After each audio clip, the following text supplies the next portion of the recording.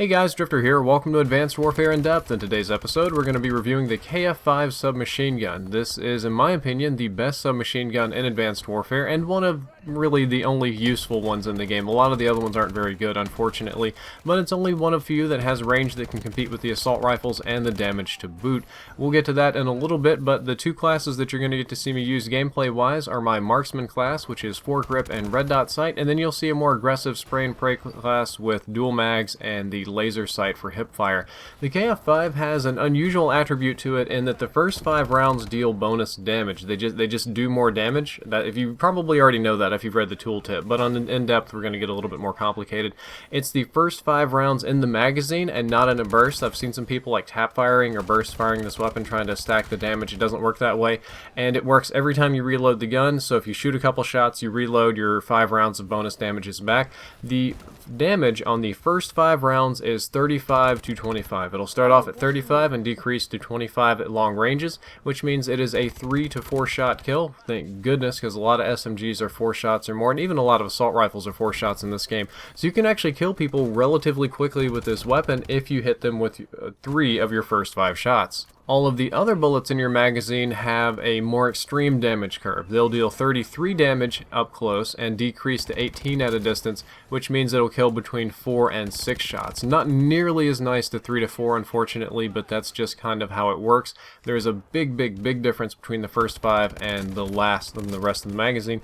There's also a difference in range, which is kind of crazy. The range of the first 5 shots is 13 to 24 meters. That's kind of the shape of the curve where it decreases, and the range of the others in your magazine is 13 to 21 meters. So the rest of the magazine gets a range and a damage penalty, which can be very brutal, and it kind of makes the KF5 seem, I don't know, schizophrenic or bipolar of sorts. It starts out as an awesome submachine gun and then drops off to mediocre if you're inaccurate and you miss your first couple shots. Speaking of range, this is the maximum 3-shot kill range with your first 5 rounds of bonus damage. I thought it'd be a good visual for you to get an idea of the effective range of the weapon. The fire rate is pretty mediocre for SMGs, but more along average for assault rifles. In-game, it shoots at 750 RPM due to frame rounding, but it's coded to fire at 869 RPM, and yes, that is from the PC version of the game. It's the same as the other versions. We're just now getting some actual code here on In-Depth, thankfully, because Marvel 4 has figured out how to do some things, but it's a very slow process this time of year, and it's going to be a very long time before there's anything even remotely resembling a full stat chart, so I'm going to be including both of these, and the difference there is due to the frame rounding. I consider the range on this to be good for submachine guns. It would be kind of average in other Call of Duties, but SMGs in Advanced Warfare usually have bad ranges, and among the submachine guns, I'm pretty confident this one has the best range, or at least the most effective range, and definitely when you use it, you will feel that its range is very good. Unfortunately, the recoil is moderate to high. It more or less kicks up and kind of snakes left and right a little bit. Depending on your opinion on recoil, you may consider this moderate, or you may consider it high. It's definitely not a low recoil SMG. It has a considerable amount of kick, and the grip helps a lot. As a matter of fact, in my grip episode, which you can go check out if you want to, it helps the KF5 more than just about every other weapon. So the foregrip is an excellent attachment on the KF5 anytime you want to use it and anytime you want to consider using this weapon past medium range.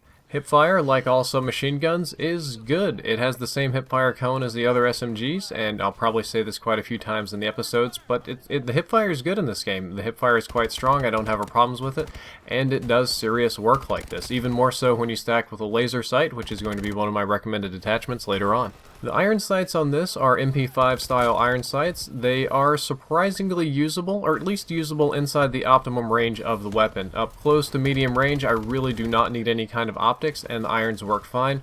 Longer ranges or medium long ranges, I find that the gun kicks up a little bit and the sights can be somewhat obstructive, so I have difficulty reacquiring the target if I lose it. I would tell you not to worry with the optics too much unless you want to build a more marksman class like one of the ones I'm going to recommend. The majority of the time I just use the iron sights on this weapon because the majority of the time I'm rushing with it and I'm not even trying to kill people at long ranges. One of the strengths of the KF5 is its very fast reload time. The chambered reload is actually a little bit slow, and chambered means you have at least one bullet in the chamber and you press the reload button once to do a full reload and maintain all of your ammo. That's 1.74 seconds, which is a little bit slow. If you do a fast reload by double tapping the reload button, it reloads extremely quickly in 0.83 seconds, less than a second. And if you burn through all of the bullets in your entire magazine just by holding down the trigger or the mouse key and let go and let it automatically reload, it'll do it in 1.03 seconds. All of these are slightly different, and if you stack on fast mags, all of these numbers change a little bit, but generally speaking, it's about 60% of the speed. So some of these you can reload in like half a second or less, which is very, very beneficial because you want to use that fast mag to keep reloading that 5 shots of bonus damage. Raise and drop times are a little bit better than the assault rifles. The raise time is 0.93 seconds and the drop time is 0.55 seconds. Again, you could swap to a secondary really fast, but this is a very close range spray and pray weapon, so I wouldn't expect you to build a secondary on, have a secondary on any of your class builds. Run speed is 100%, same as all the other submachine guns. They all run at 100%, which is the maximum movement speed in this game without lightweight or overclock. The best two variants that I've been able to see, the ones that you want to keep an eye on and definitely keep in your inventory if you unlock, are the Breakneck and the Genuine. Unfortunately, I have not personally unlocked these or tested them. This is based just on me looking at the stats and personal opinions, but these two look top tier in my opinion. Speaking of opinions, here at the end of the in-depth episode, I'm going to give you my opinion on the KF5 and recommend 2 different class builds for it. I feel that the KF5 is one of the best overall SMGs in the game. The KF5 is an excellent submachine gun, one of the few that I used in Advanced Warfare. I feel Advanced Warfare is very assault rifle dominated, and that if you're not using the assault rifles, you're going to be at a disadvantage most of the time. However, I feel that the KF5 is a viable weapon, and I'm comfortable with it. I like the KF5 and the SAC-3, SN6 kind of, not much on many of the others, but I feel that most of you are going to be very comfortable and perform well with the KF5, and it's an overall very versatile weapon, so there's a lot of different class builds you can go with it. The 2 that I go with the most, or that I gravitate toward, are my precision class. I go with optics, I go with a red dot sight. If you really love the iron sights, if you're comfortable with them, if you're good with them, I would put advanced rifling on this class instead, but I feel that they're a little bit obstructive to get the long shots that you want with this, so I would go with optics and also add a foregrip. Foregrip massively improves the recoil on this weapon, far more so than most others, and it is extremely beneficial. That's probably most of the gameplay you've seen from this episode is from this precision class, and it works. It's kind of like having an assault rifle that you can use up to medium range and shoots faster. Long range it falls off really hard, but it can be very effective. And the other class, which I've used in quite a few other videos that you've seen, is my spray and pray class. This is my go-to rushing class. You want to add a laser sight to tighten the hipfire cone, make that, that's tremendously effective. We'll get to that later on, but laser sight is essential for hipfire. You also want to add dual mags because you're going to be reloading a lot, and the idea with this is you can reload frequently and you can get that bonus damage, back on your gun really quick, because every time you reload, those 5 shots reset.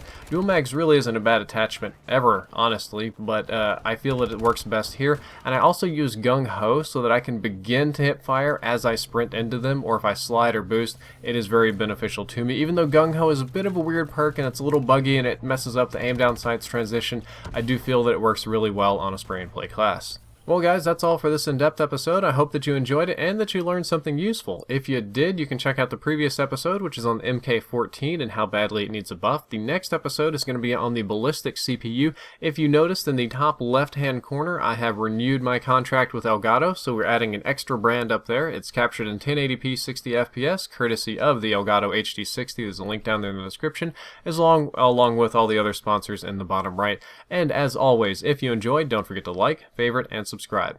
Drifter out.